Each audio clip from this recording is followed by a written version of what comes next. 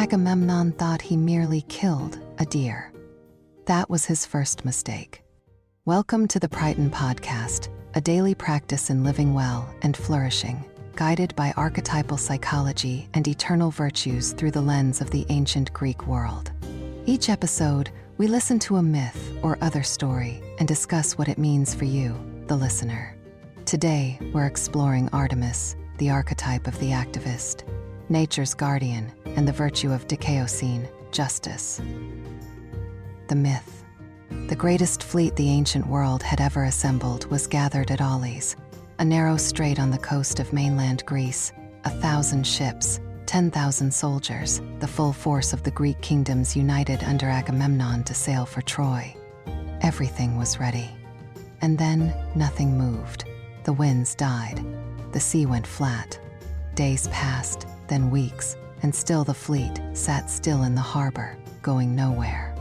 The seer Calchas revealed the cause. Before the army had gathered, Agamemnon had done two things to offend Artemis. He had killed a deer, one sacred to her, in a grove that was hers, and then boasted that he was a finer hunter than the goddess herself.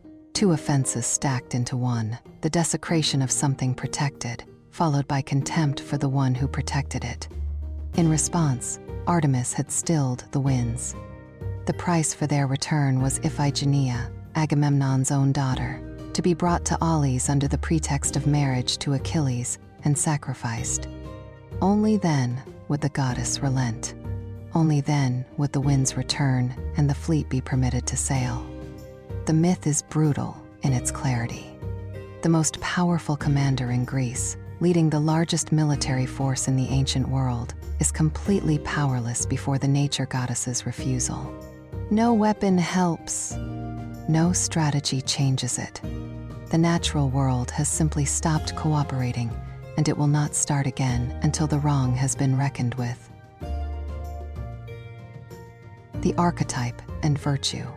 Jean Shinoda Bolin identifies one of the Artemis archetype's most defining qualities as fierce concern for the natural world and for all that is vulnerable and cannot speak for itself.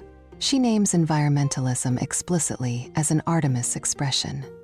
For the person who carries the archetypes of Artemis and the activist, nature's guardian, the natural world is not a backdrop to human life. It is a community of living things with its own integrity, its own claim on respect, and its own protection under the Artemis archetype's guardianship. What Agamemnon violated at Aulis was not merely a rule of religious protocol. He took what was not his. The deer belonged to Artemis's grove. The grove was not his to diminish. And his boast, that he surpassed the goddess herself in the hunt, expressed not just pride but a deeper contempt.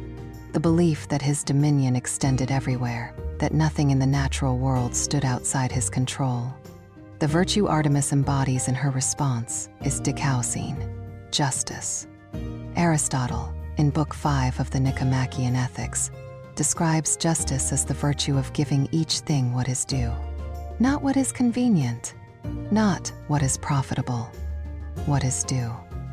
The nature's guardian archetype applies this principle beyond the boundaries of the human community entirely. The living world has claims. When those claims are violated, justice demands a response. What the myth insists on, and what makes it so striking, is the scale of that response. Artemis doesn't merely inconvenience Agamemnon. Without mercy, she puts an entire civilization-defining enterprise on pause, stops the machinery of empire in its tracks, and refuses to release it until the offense has been addressed. Nature's justice, this story says, is not a footnote to human ambition. It is a force that outweighs it entirely. And now, today's healing words. Feel free to repeat after me, or simply listen and absorb the words. I call on the Artemis within me, the part of me that knows the world is not mine to consume. The part of me that sees the living things around me, the ones that cannot speak for themselves and counts their worth as real.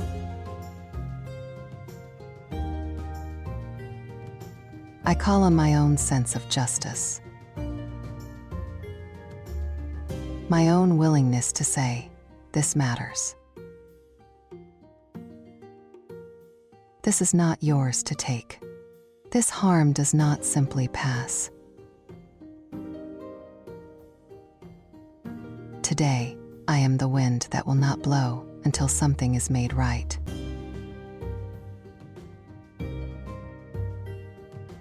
I am the guardian. I am the witness. I am the one who holds the line.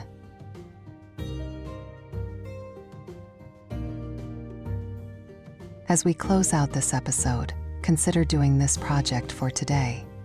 Think of one place in your neighborhood, your city, or your daily life, where something in the natural world is being diminished and no one is speaking up for it. A tree, a green space, a body of water, an animal. Write down what it is and what it would mean to defend it. You don't have to become an activist today. Just let yourself see it for what it is. Something with a claim on justice. That's it for today's episode. Tomorrow on the Prytan Podcast, Artemis again, and the archetype of the autonomous woman, initiator, and the virtue of epieikeia, equity, and mercy. If you'd like to join our community and support what we do, subscribe to us on the podcast platform of choice and visit us at prytanpodcast.com. That's spelled Prytan podcast.com. In the meantime, live well and flourish.